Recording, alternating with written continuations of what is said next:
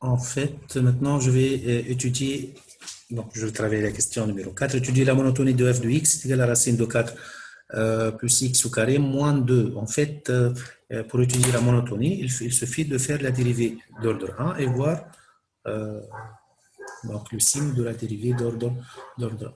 En fait, je reprends en fait la question numéro 4, quatrième question. En fait, étudiant. On cherche à étudier. Qu'est-ce qu'on cherche à étudier? Ici, étudiant. La monotonie de f. Étant donné que j'ai la fonction f de x, et la fonction f de x est égale à racine de quoi ici? 4 plus x carré, 4 plus x carré, moins 2.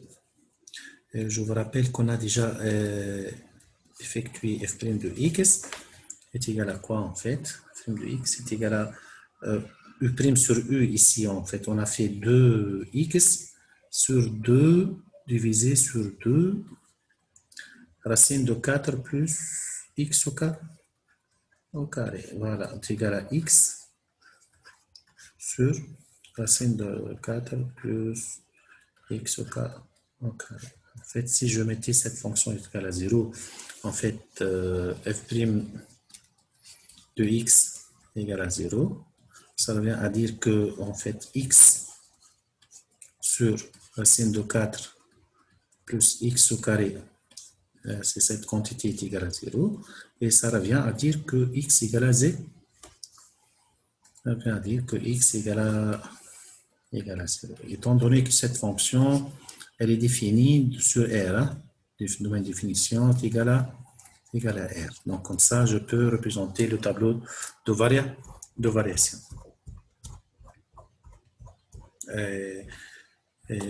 Ici, donc, je peux représenter le tableau de variation comme suite.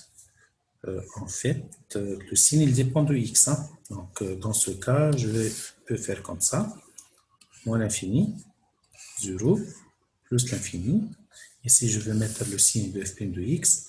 Ici, je vais observer la monotonie. Donc, ici, je peux mettre moins l'infini, 0, et plus l'infini.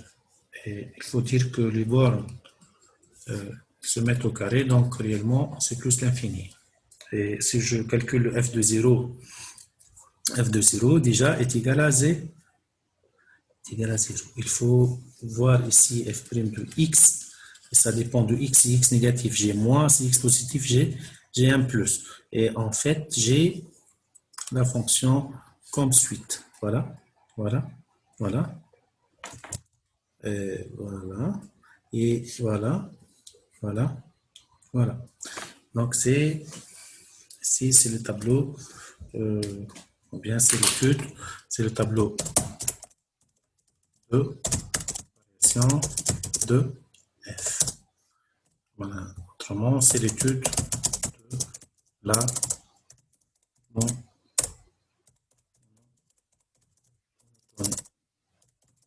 de f. Donc, ça dépend.